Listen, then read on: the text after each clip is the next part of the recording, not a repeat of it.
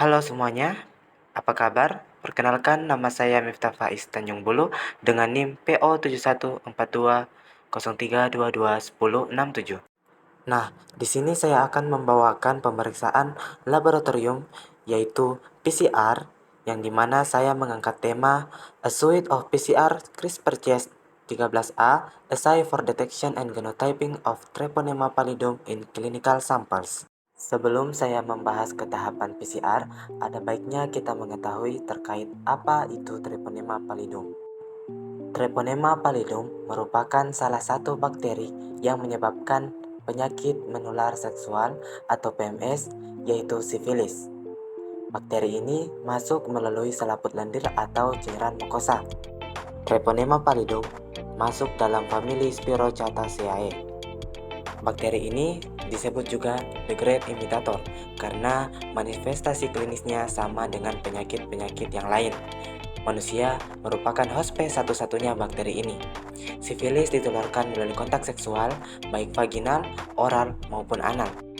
Metode diagnosis penyakit ini masih cukup terbatas.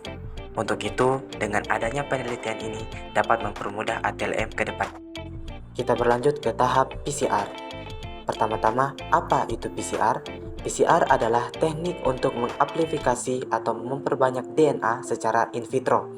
PCR bekerja mengikuti kaidah replikasi semo-konservatif dalam keadaan in vivo. Amplifikasi DNA dalam PCR dilakukan secara eksponensial melalui rangkaian siklus perubahan suhu menggunakan mesin PCR yang dikenal dengan thermal cycle. Baiklah, kita masuk kepada inti pembahasan kita, yaitu PCR dengan metode CRISPR-Cas untuk deteksi dan genotype Treponema pallidum. Dalam jurnal yang telah saya kaji, peneliti mengembangkan uji Treponema pallidum yang menggabungkan pra-amplifikasi reaksi berantai polimerase atau PCR. Deteksi DNA Treponema pallidum yang sangat sensitif dan spesifik dengan PCR Cas13a, penguji mengembangkan uji diagnostik DNA TPA dengan memasangkan deteksi PCR dan CRISPR-Cas yang terakhir didasarkan pada pembelahan reporter RNA setelah pengenalan target yang dipandu RNA atau komplementer RNA. Singkatnya, asam nukleat diekstraksi dari sampel klinis dan gen target diamplifikasi dengan PCR termasuk satu primer yang ditandai dengan rangkaian promotor T7. Sebagai perbandingan dalam penelitian ini, PCR Cas13a dan PCR Tuckman dilakukan secara paralel. Penguji membandingkan antara PCR Cas13a dan PCR Tuckman. Untuk menentukan spesifitas uji PCR Cas13a, peneliti mengumpulkan 216 spesimen klinis seperti yang ditunjukkan pada gambar. Untuk evaluasi sensitivitas klinis, peneliti memeriksa 135 spesimen sifilis dengan status infeksi yang diketahui berdasarkan diagnosis klinis dan hasil serologis. Untuk menentukan spesifitas klinis uji PCR Cas13a, peneliti memeriksa 81 sampel non-sifilis termasuk 47 darah lengkap, 11 biopsi kulit, dan 23 usap alat kelamin. Kita masuk dalam akuisisi dan pemrosesan sampel klinis. Yang pertama, mengumpulkan eksudat ulkus genital dari 36 sifilis primer, kasus semua positif DFM, dan 23 pasien terinfeksi HSV-2. Kemudian ditempatkan ke dalam 250 mikron buffer pelindung DNA atau RNA pada suhu 20 derajat Celcius hingga ekstraksi DNA di bawahnya. 35 biopsi dari pasien sifilis sekunder dikumpulkan dengan ukuran 4 mm dan disimpan dalam 250 mikron buffer DNA atau RNA pada suhu 20 derajat Celcius hingga ekstraksi DNA.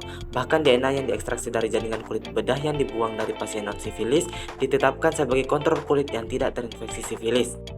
Seluruh darah dikumpulkan melalui fungsi vena dari 64 pasien sifilis dan 47 sukarelawan dan 100 mikron darah utuh digunakan untuk DNA ekstraksi. PCR dilakukan dengan kondisi sebagai berikut: 98 derajat Celcius selama 30 detik dan 40 siklus selama 90 derajat Celcius 10 detik, 60 derajat Celcius 20 detik, 72 derajat Celcius 30 detik. Volume input DNA dalam uji PCR Cas13a adalah 1 mikron per reaksi. Itulah tadi beberapa penjelasan dari saya. Adapun yang dapat saya simpulkan yaitu uji PCR Cas13a mencapai urutan sensitivitas analitik yang lebih baik daripada PCR Tuckman. yang ditentukan dengan perbandingan kedua metode menggunakan sampel klinis yang diencerkan secara serial dan sampel kecil.